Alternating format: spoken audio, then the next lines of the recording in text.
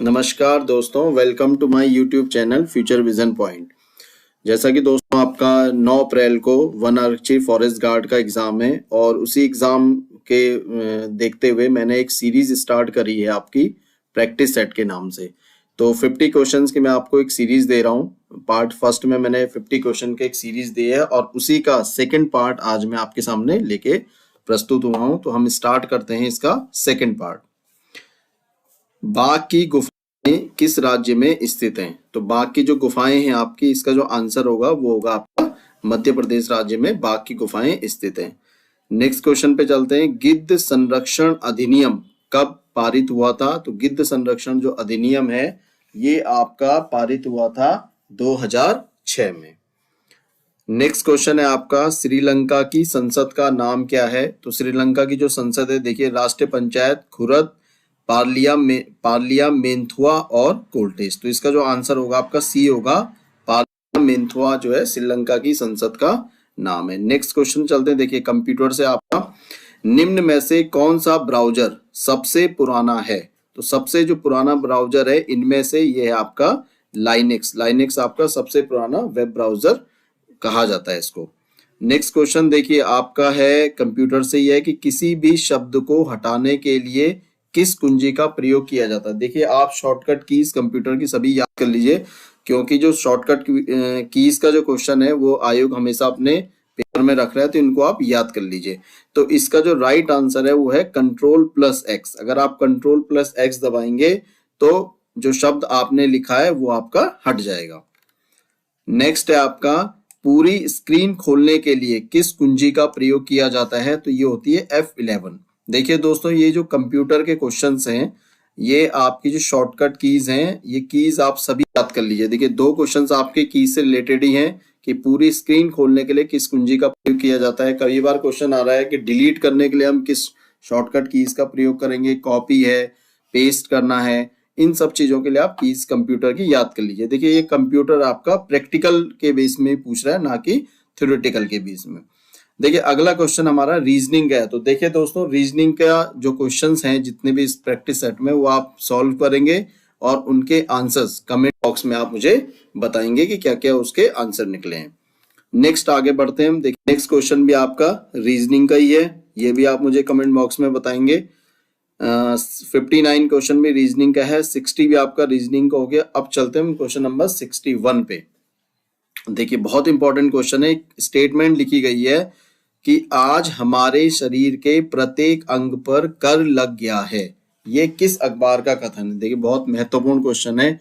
ये जो कथन है, स्टेटमेंट दिया था, ये आपका अल्मोड़ा अखबार ने दिया था। देखिए, आयोग कुछ स्टेटमेंट के क्वेश्चंस भी आप उठा रहे। अगर आप आयोग के प्रीवियस पेपर्स देखें या भी जो लेटेस्ट करा रखे हैं, उसमें आयोग ने स्टेटमेंट के क्वेश्चंस भी आपके ले रखे हैं। डायरेक्टली स्टेटमेंट दे रखा है, उसके बारे में बोल रहा है कि किसने ये कथन दिया है। तो ये अल्मोड़ा अखबार का कथन है कि आज हमारे शरीर के प्रत्येक अंग पर कर लग गया। तो बिल्कुल आप इसको याद रखें, ये उत्तराखंड से संबंधित क्वेश्चन है।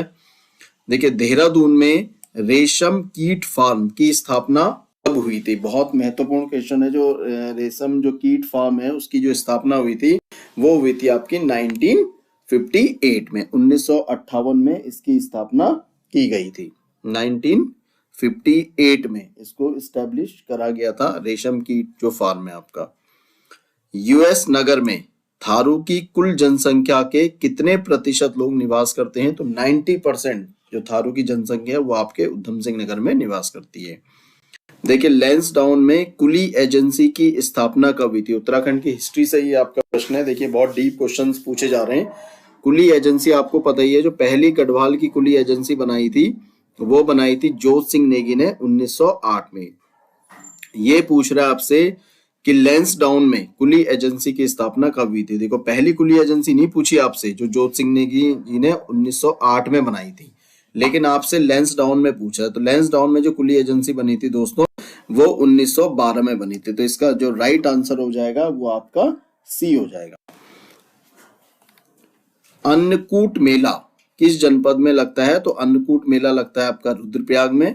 आंसर हो जाएगा आपका ए।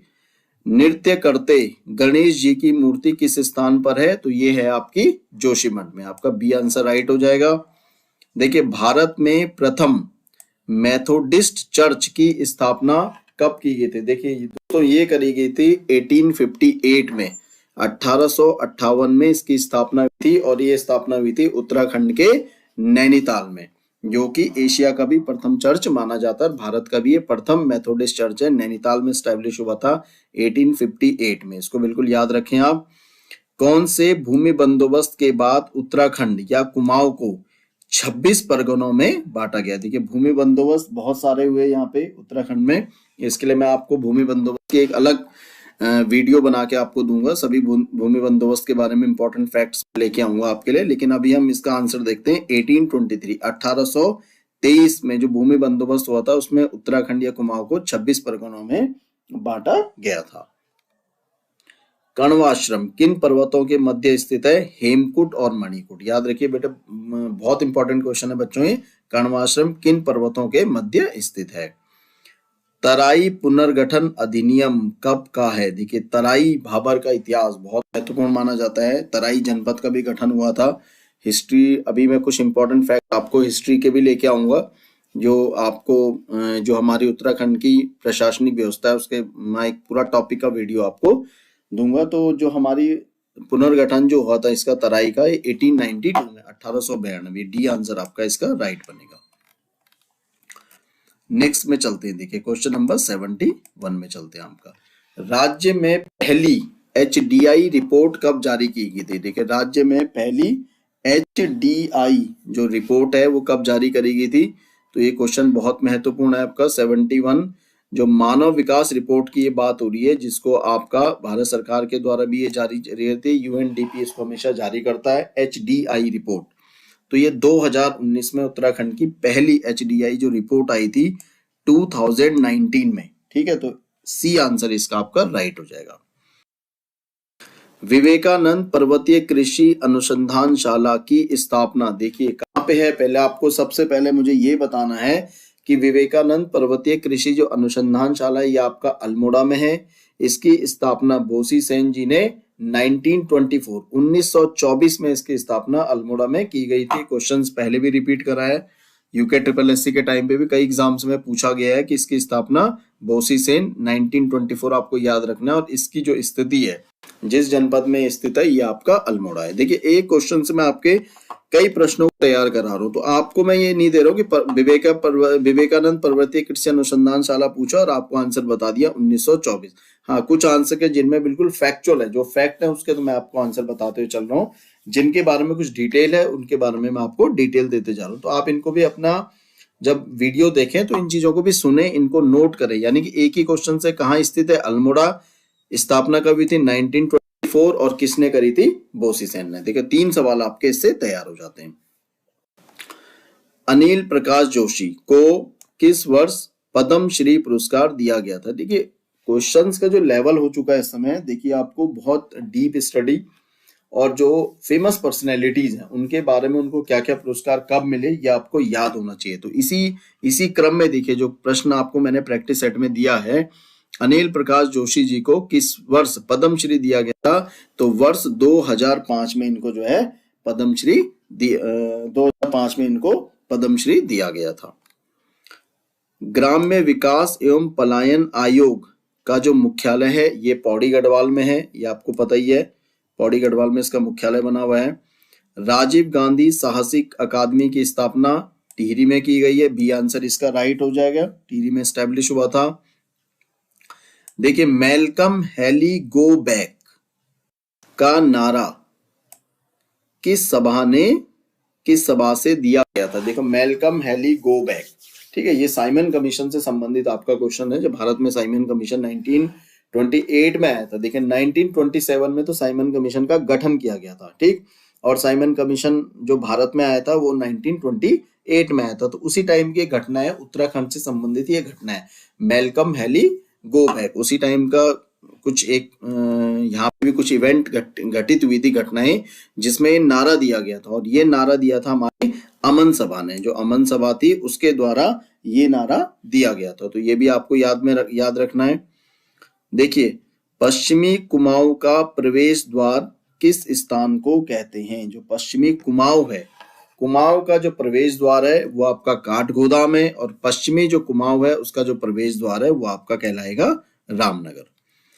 श्रीदेव सुमन को गढ़वाल का अभिमन्यु, देखिए श्रीदेव, अब क्वेश्चन बनता है कि गढ़वाल का अभिमन्यु किसके कहते हैं? श्रीदेव सुमन को कहते हैं। ये उपाधि इनको किसने दी थी? सवाल आपका बनता है कि ये उपाधि इनको किसने दी थी?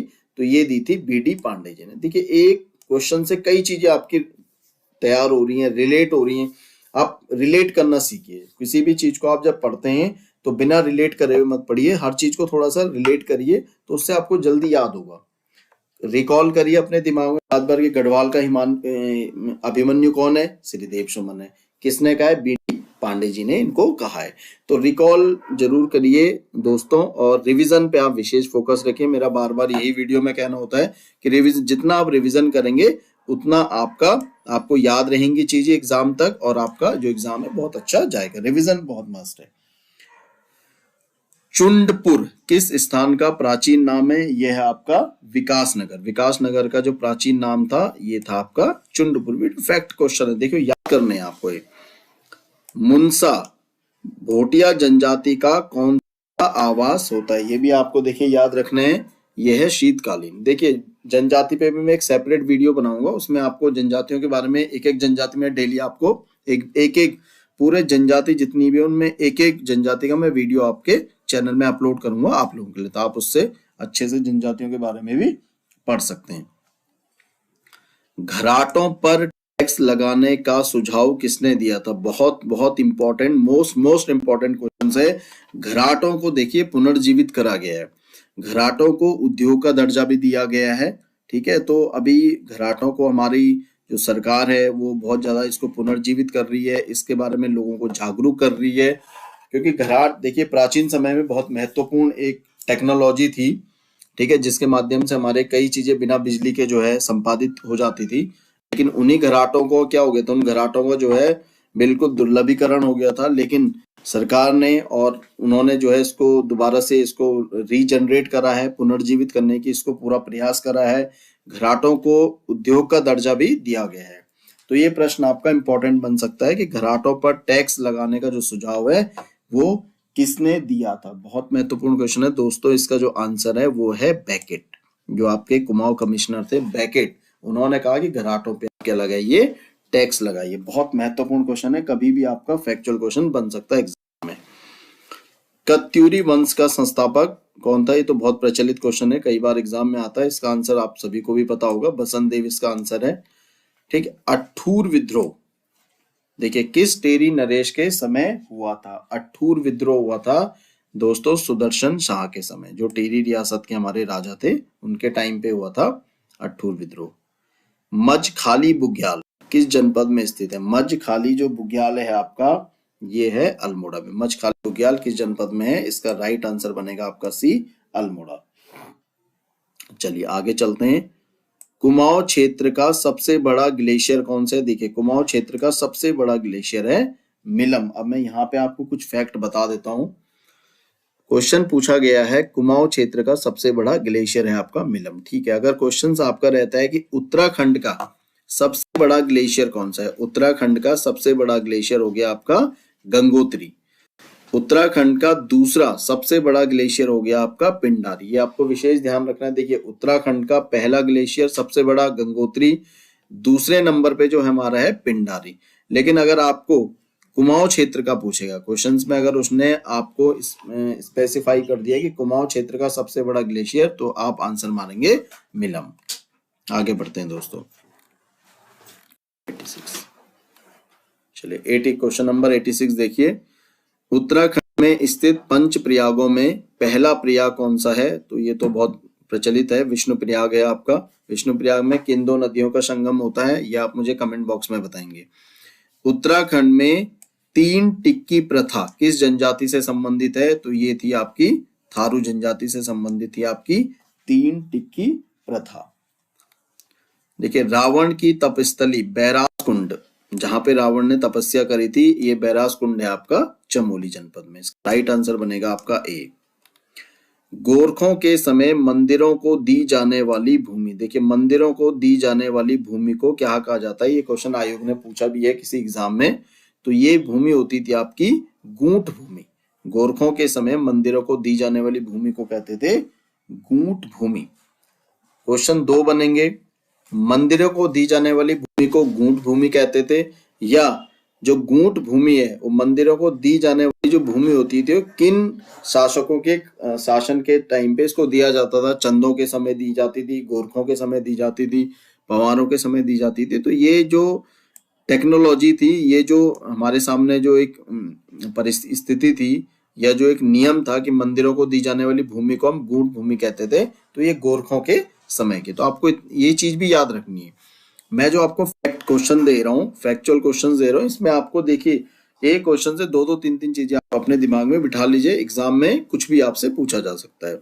और आपकी स्थिति के अनुसार देखिए दोस्तों, अब जैसा पेपर का लेवल हो चुका है तो उस हिसाब से तो देखिए, आप कुछ भी यूकेपीएससी है चाहे यूके ट्रिपल एससी कुछ भी पूछ दे रहे हैं आपको, तो अब कोई कंफर्मेशन नहीं है कि भाई ये नहीं आएगा इसको छोड़ देते हैं इसको पढ़ लेते हैं। अब तो दोस्तों आप कंटिन्यू रिवीजन पे रखिए जितना आप पढ़ सकते हैं। देखिए जीएस तो एक दलदल है, जितना आपने पढ़ा जितना आप घुसे वो भी कम है, जितना आप डीप चलते चलेंगे उतना डीप आप घुसते हुए उसमें चलेंगे, डीप चलते हुए चलेंगे। तो आपको बहुत अच्छे से डीप स्टडी करनी है, मतलब दलदल में अच्छे से घुसना है, और बहुत छोटी सी चीज और बड़ी सी चीज को लेके आपने उसको याद करते हुए चलना है, क्योंकि पेपर के लेवल के अनुसार हमें देखिए हमें समय के साथ चलना पड़ता है। पहले के ये होता था कि भाई पेपर इजी परीक्षा वाणी से ही आ गया, लूसेंट के हिंदी से ही आ गया, या ठीक है जीएस आपका लूसेंट सामान्य ज्ञान से आ गया। लेकिन अब जो पैटर्न हो गया है उसमें थोड़ा सा आपको इन किताबों को तो पढ़ना ही है, ये तो बेसिक किताब है, परीक्षा वाणी तो है ही जो आपने पढ़नी है, लेकिन इनके साथ साथ आपने क्या करना है, कुछ अदर जो बुक्स होती हैं उनको भी आपने साथ के साथ स्टडी करते हुए लेके चलना है समय के साथ। ठीक है, तो चलिए आगे बढ़ते हैं। वर्तमान चुनाव आयुक्त, या आपको उत्तराखंड के पूछे हैं। देखिए उत्तराखंड में वर्तमान चुनाव आयुक्त कौन है? तो ये हमारे हैं चंद्रशेखर भट्ट हो गए। उत्तराखंड की चौथी विधानसभा में महिलाओं की संख्या उपचुनाव के बाद कितनी थी? यहाँ पे चौथी जब विधानसभा थी तो वहां पे उपचुनाव हुए थे, तो महिलाओं की संख्या हो गई थी 7। राइट आंसर आपका बनेगा 7। उत्तराखंड का राजकीय वाद्य यंत्र कौन सा है? तो राजकीय वाद्य यंत्र हो गया हमारा ढोल।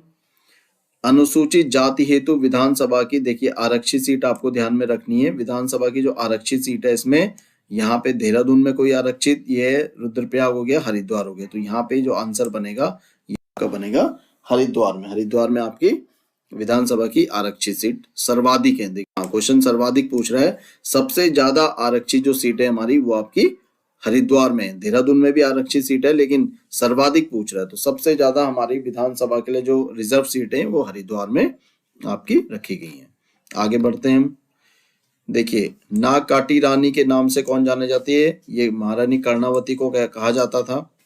टिहरी रियासत का संयुक्त प्रांत में कब हुआ था? देखिए शुरू में संयुक्त प्रांत था, तो जब टिहरी रियासत कंप्लीट इसको प्रांत में मिलाने का वो आया था, समय आया था, तो 1 अगस्त 1949। राइट आंसर, बहुत कॉमन क्वेश्चन है, आपको याद होना चाहिए। राज्य में कितने जनपद अंतरराष्ट्रीय सीमा बनाते हैं? देखिए 5 जनपद हमारे अंतरराष्ट्रीय सीमा बनाते हैं। एक जनपद इसमें कॉमन है, पिथौरागढ़, जो कि आपका चीन और नेपाल दोनों को टच करता है। मंदाकिनी किस सहायक नदी है? तो मंदाकिनी हो गया आपकी अलकनंदा, और देखिए अलकनंदा और जो मंदाकिनी इसका संगम होता है आपका रुद्रप्रयाग में। तो आपको एक क्वेश्चन देखिए, आप मुझे बताएंगे कि मंदाकिनी की सबसे प्रमुख सहायक नदी कौन सी है? इसका आंसर आप मुझे कमेंट बॉक्स में देंगे कि मंदाकिनी की सबसे प्रमुख सहायक नदी।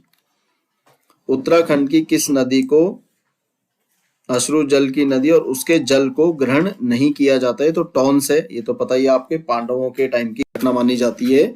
ठीक है, तो टॉन्स नदी को अश्रु नदी का कहा जाता है, और इस नदी का जल जो है देवताओं को नहीं चढ़ाया जाता है, ये आपकी नंदाकिनी हो गई। ठीक, लेकिन इन क्वेश्चंस में कई बार कंट्रोवर्सी भी होती है कि भाई मंदिर में नहीं चढ़ाया जाता है, लेकिन अब अगर एग्जाम में क्वेश्चन बनता है तो आप इसका नंदाकिनी मारेंगे। टिहरी बांध की ऊंचाई कितनी है? 260.5, 260.5। राइट आंसर बी है, ये तो है आपकी ऊंचाई। इसी ऊंचाई को अगर फीट में पूछ लेगा तो दोस्तों आप नोट कर लीजिए 855 फीट इसका राइट आंसर होगा। टिहरी बांध की ऊंचाई फीट में कितनी हो गई? 855 फीट आपने याद रखना है, इसको आप नोट कर लीजिए 855। स्वामी राम तीर्थ, बहुत फेमस माने जाते हैं। तपस्थली रही इनके टिहरी शहर, ठीक है।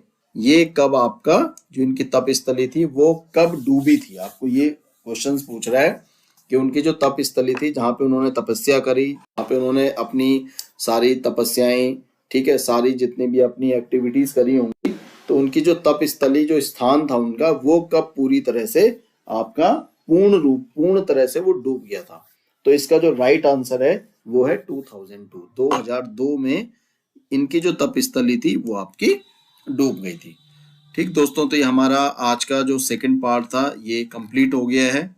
और इसके साथ साथ मैंने देखिए आपको ये आप हमारा टोटली फैक्ट वाइज चल रहा है, कुछ मेन इंपॉर्टेंट जो फैक्ट्स हैं वो साथ साथ मैं आपको बताए जा रहा हूँ, लेकिन आप इस प्रैक्टिस सेट को अच्छे से करिए, इसको पढ़िए। और इसका जो पार्ट फर्स्ट है वो मेरे द्वारा चैनल पे जो है मैंने अपलोड कर दिया था, लेकिन अगर आपने नहीं देखा है तो आप मेरे डिस्क्रिप्शन में मैं उसका लिंक दे दूंगा, आप वहां पे जाके उसको देखिए और उसको अच्छे से पढ़िए। बहुत महत्वपूर्ण है आपके आगामी परीक्षाओं के लिए, सभी क्वेश्चंस आपके इंपॉर्टेंट है, सभी क्वेश्चंस महत्वपूर्ण है, जो कि आपको निश्चित है कि इनसे आपको लाभ होगा अगर आप इनको पढ़ेंगे।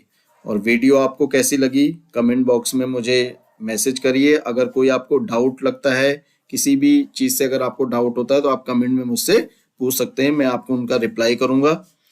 ठीक है दोस्तों, आज की वीडियो को हम यहीं पे समाप्त करते हैं और मेरे चैनल को लाइक, सब्सक्राइब एंड शेयर करें। Thank you so much.